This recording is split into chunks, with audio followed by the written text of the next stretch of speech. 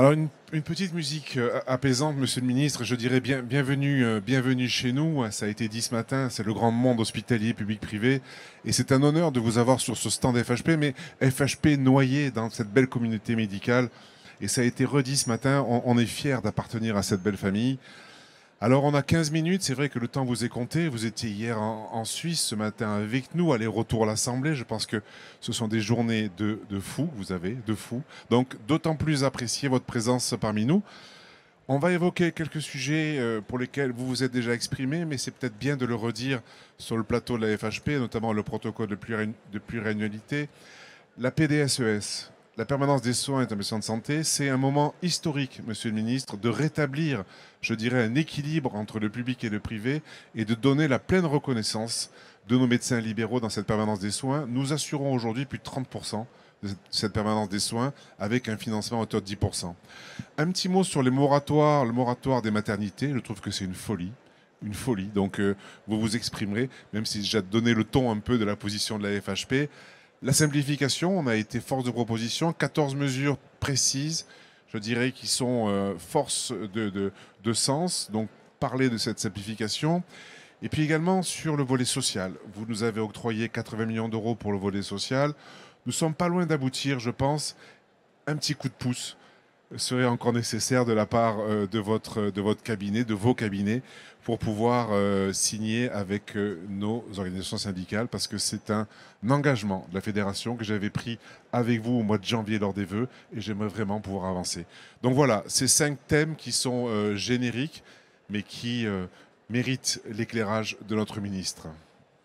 Bah écoutez, bonjour Président, bonjour à tous. Très heureux d'être sur le plateau de la FHP. Vous le savez, moi je n'oppose pas le secteur public et le secteur privé. Je pense qu'il y a deux jambes pour s'occuper de la santé des Français. Vous en êtes une. Moi je travaille avec tout le monde, mon ministère aussi. Alors si on reprend les différents sujets, on peut peut-être commencer par l'avenant 33 et les 81 millions. Disons que ce n'est pas mon cabinet à qui il faut demander. En fait, c'est nos finances à nous tous. Je rappelle que quand nous avons rouvert le dossier, c'était zéro. Donc c'était 120 millions d'euros la discussion. Moi je ne promets pas ce que je ne peux pas faire, je ne donne pas ce que je n'ai pas. Donc pour l'instant il y a 80 millions qui ont été mis pour améliorer le dialogue social avec le secteur privé. Nos portes restent ouvertes, poursuivons les discussions, mais je crois que malheureusement il faut aussi avoir un discours de vérité. Il y a une situation financière du pays qui est particulièrement préoccupante. J'ai pris mes fonctions le 24 décembre, en plein cyclone Mayotte, en pleine épidémie, et ensuite deuxième cyclone à La Réunion, chikungunya, Mpox, la grippe. Tout ça fait qu'il n'y avait même pas de PLFSS. Je pense qu'il faut aussi voir dans quelle situation nous sommes. Donc à votre disposition pour en reparler. Sur les autres sujets, la simplification, je crois qu'on est tous favorables à la simplification, tout comme on est tous favorables à la territorialisation et à la pluriannualité. Il faut que les chefs d'entreprise qui sont dans les cliniques, il faut que les professionnels de santé qui sont dans les cliniques puissent avoir, comme dans le privé, une possibilité, comme dans le public, avoir une possibilité de se projeter. Donc cette pluriannualité, elle est souhaitable. Je souhaite que nous puissions signer avant l'été des accords de pluriannualité pour pouvoir vous permettre d'investir, de vous projeter. Il y a beaucoup de sujets sur lesquels vous avez évoqué le moratoire sur les maternités. Moi, je crois que c'est un bénéfice-risque et c'est le médecin plus qui parle. C'est-à-dire que moi, quand on me dit 300 naissances dans une maternité, moi, je ne sais pas ce que ça veut dire, 300 naissances. C'est 300 naissances par gynécologue, 300 naissances par sage-femme. Ce qui fait la sécurité, c'est en fait l'expérience des professionnels de santé. Donc, si c'est 300 naissances, mais réalisées avec des professionnels qui changent toutes les semaines, dont on ne sait pas, on ne peut pas tracer leur expérience, c'est pas ça le sujet. Moi, je crois que la bonne maternité, c'est celle où on va encourager nos femmes, nos filles, nos sœurs d'aller accoucher. Donc je crois qu'il faut aussi qu'on puisse clairement analysé, et c'est le sens du registre que je veux pouvoir mettre en place. On assiste à une augmentation de la mortalité infantile. Il faut qu'on en détermine les causes. Alors, est-ce que c'est des causes de maillage géographique des structures? Est-ce qu'on prend plus de risques à envoyer une femme accoucher dans une maternité où il n'y a peut-être pas suffisamment de professionnels, plutôt que de lui faire 80 ou 100 km de route? Je crois que c'est un sujet qu'il ne faut pas arbitrer comme ça. Je pense qu'il y a besoin de se poser. Le registre sera là. En tout cas, le ministre de la Santé que je suis prendra ses responsabilités, parce que ce n'est pas parce qu'il y a un moratoire que si une structure, qu'elle soit publique ou privée, ne répond pas aux conditions de sécurité d'accueil des patientes, eh bien cette structure sera fermée. Par contre, fermer arbitrairement une clinique ou un hôpital qui fait 280 ou 300 accouchements qui se passent bien, et le fermer projetterait à 100 km la prochaine site, je ne sais pas quelle est la meilleure des méthodes. C'est pour ça qu'il faut prendre le temps de la décision. Après, sur la mortalité infantile, naturellement que l'accès aux soins, le défaut de vaccination, les périodes d'hospitalisation courtes sont des éléments qu'on commence à connaître, tout comme notamment les âges extrêmes des mamans très jeunes ou des mamans beaucoup moins jeunes. Mais je pense qu'aussi, on doit aussi définir des seuils de prématurité. C'est-à-dire que quand maintenant on a des enfants qui naissent à 22 semaines, alors naturellement que c'est probablement ceux qui décèdent le plus. Donc il faut qu'on voit aussi, il faut qu'on ait besoin de ces données du taux de décès par semaine d'aménorrhée. Désolé d'être aussi technique, mais pour voir si finalement cette dégradation de la survie, eh bien, elle est due aussi à un plus grand seuil, parce que ces chiffres nationaux sont comparés à des chiffres européens, et ces chiffres européens, tous les pays ne descendent pas jusqu'à ce niveau de prématurité. Voilà. J'étais un peu technique, un peu long, mais en tout cas, ça fait partie des sujets si on veut correctement interpréter des chiffres. Un petit mot sur la permanence des soins, et puis peut-être un petit mot aussi sur la PPL Garot, où nous sommes en phase avec les syndicats médicaux, les jeunes médecins et les internes, bien évidemment, sur les places pour les stages d'internes. La FHP est pourvoyeur de stages. Aujourd'hui, 1% des internes viennent dans nos cliniques. Il y a 1000 cliniques, on pourrait prendre 1000 internes. Ça ferait 15% de la population.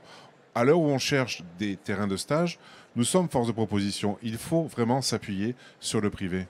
Alors, concernant la proposition de loi Garot, elle ne définit pas les lieux de stage. Elle est en fait une proposition de loi qui en fait veut mettre une coercition, une restriction à l'installation. Et moi j'y suis défavorable, j'ai déjà eu l'occasion de le dire. J'y suis défavorable pour deux raisons.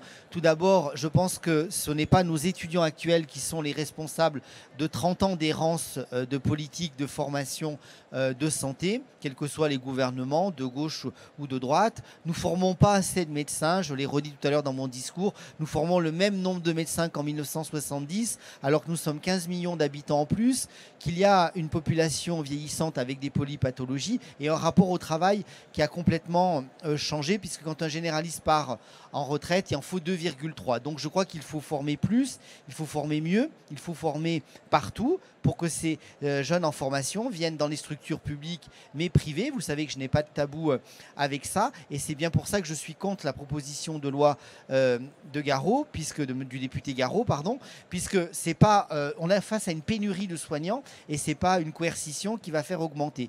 Donc c'est tout le sens de l'engagement que j'ai depuis ces 5 mois au ministère, c'est de pouvoir former plus. Donc on va supprimer le numerus apertus en juin, je le ferai le 17 juin au Sénat. C'est de récupérer tous nos étudiants qui sont partis à l'étranger, en Espagne, en Roumanie, faute de pouvoir faire leurs études en France. Et je l'ai dit, la 7e puissance mondiale, à quelques mois de prendre la présidence du G7, notamment du G7 Santé, ne peut pas se satisfaire que les professionnels de santé de demain soient formés à l'étranger.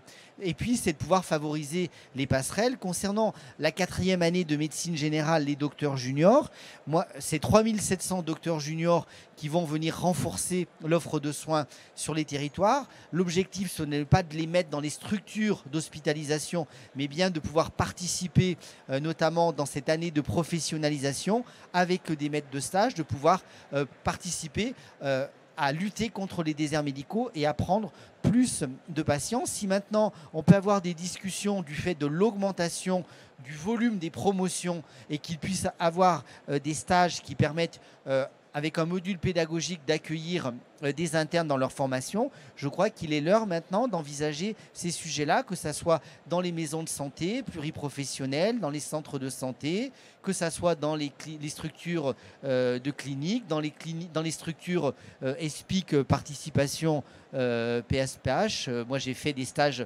d'interne dans une clinique qui était un ESPIC et c'était un stage qui était très prometteur. Sur la permanence des soins, bien sûr, la PPL Garot n'a rien à voir avec ce stage d'internat, mais c'était lié à votre envie, votre ambition de supprimer le numerus apertus. Et il faudra bien qu'on puisse accueillir ces jeunes. Et nous sommes effectivement en soutien des syndicats de jeunes médecins. Sur la PDSES, on a un moment historique de rétablir un équilibre, de reconnaître enfin le rôle de la médecine libérale dans la permanence des soins. Et nous sommes très attachés. Et c'est vrai que sur les ARS qui font un travail de recensement, aujourd'hui, nous voudrions avoir la certitude que nous serons traités de la même manière entre les deux secteurs. Alors vous savez, je suis le médecin... le ministre de la Santé des Français, mais je suis aussi le ministre des soignants. Et moi, j'ai deux préoccupations actuelles. Je voudrais qu'on arrête un peu le bashing vis-à-vis des soignants, notamment vis-à-vis des médecins, parce que je crois qu'il y a une déconsidération totale et je pense qu'il y a besoin effectivement de protéger nos médecins. Les études sont longues, sont dures, comme tous les professionnels de santé, et ils sont soumis à une forte charge mentale. Ils sont aussi victimes de beaucoup d'agressions. Donc je crois qu'il faut une tolérance zéro vis-à-vis des agressions vis-à-vis des soignants. Et moi, je veux pouvoir améliorer la santé des Français, mais sans fracturer la communauté médicale. Donc, la permanence des soins est un sujet. Moi, je fais confiance au territoire. Ce n'est pas de la fausse naïveté, mais je pense que j'ai des expériences qui montrent qu'il y a une bonne collaboration efficace entre libéraux, entre hospitaliers, et je crois que les agences régionales ne sont pas les agences régionales du système public, mais elles sont bien les agences régionales de l'ensemble du système de santé, que ce soit le médico-social, que ce soit le sanitaire, qu'il soit public ou privé. Il faut une organisation territoriale sur ces secteurs-là où le service privé a toute sa place. Je suis moi-même député d'une circonscription où il n'y a pas de structure d'hospitalisation publique, puisque la seule structure d'hospitalisation est privée, et si demain elle était conduite malheureusement à fermer, eh bien il n'y aurait pas de possibilité pour ces patients. Donc je crois qu'il ne faut pas opposer les deux systèmes, ils sont complémentaires, ils ont leurs spécificités, et sur la permanence des soins sur un territoire, je pense qu'aucun patient, ce qu'il veut, c'est une réponse médicale, il ne veut pas savoir si son médecin est régi par le régime public ou privé. Alors, je suis en phase avec vous sur la défense des ARS. Ça a été évoqué ce matin. L'ARS bashing est insupportable. Il y a un arbitre sur le territoire qui fait son travail avec des délégations territoriales qui sont pertinentes. Donc là-dessus, on est en phase. Et moi, je défends le principe des ARS. Ça, c'est un principe constant. Il faut un arbitre. Maintenant, Monsieur le Ministre, avant de conclure, peut-être quelques mots doux à notre endroit.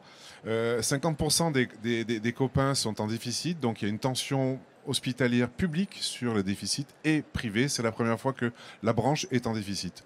Donc c'est je dirais, préoccupant parce qu'il n'y a pas C'est vrai que la pluriannualité va arriver, mais elle ne va pas nous sortir 3% de hausse de tarifs sur 3 ans. Ça, on n'y croit pas. Donc ça va être des moments tendus. Donc quels pourraient être les mots doux que vous pourriez, dans cette belle journée de congrès qui réunit plus de 15 000, je crois, participants. Ça fait rêver quand nous, on organise des congrès. Quand on est 1000, on est content. Là, il y a plus de 15 000 personnes. Je crois que c'est même plus que ça. Quelques mots doux pour la branche qui représente tout de même 35% de l'activité sur le territoire national et 18% des ressources. Ça s'appelle l'efficience. Vous prenez l'efficience et l'efficacité.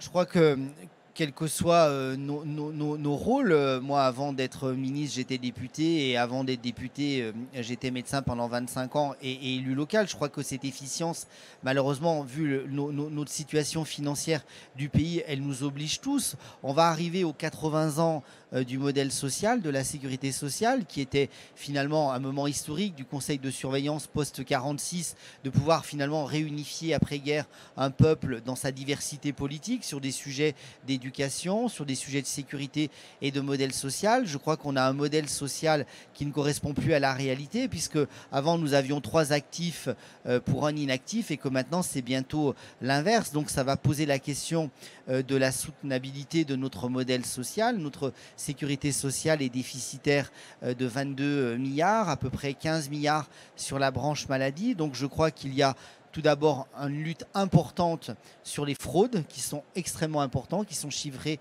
à plus de 13 milliards d'euros. Ensuite, il y a de l'efficience à avoir. Je crois que c'était le sens des tarifs qui ont été donnés, puisque les tarifs ont été donnés à l'identique, plus 0,5 pour le public, pour le privé, avec la neutralisation de l'ONDAM, de la CNRACL, puisque les structures sont des employeurs et qu'il fallait faire face à ces sujets-là. Maintenant, il va falloir que l'on puisse travailler ensemble sur les mesures d'efficience. Moi, je n'ai aucune... je pense qu'il faut avoir un discours vrai.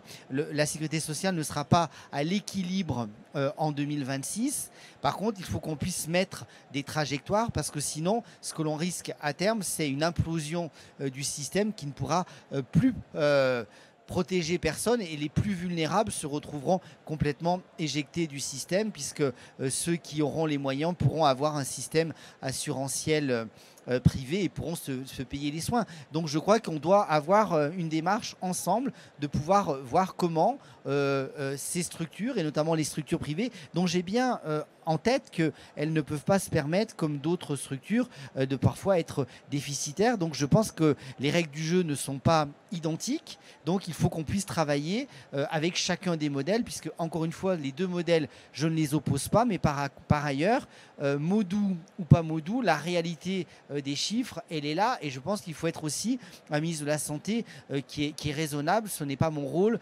dans un congrès d'annoncer des choses qui ne seront pas tenables. Je crois qu'il faut pouvoir parler clairement aux Français en disant, eh bien, nous avons un problème pour financer notre modèle social. Surtout que si vous annoncez des choses, je saurai m'en souvenir et vous le rappeler. Monsieur le ministre, je vous remercie pour votre présence, parce que votre cabinet me fait les gros yeux.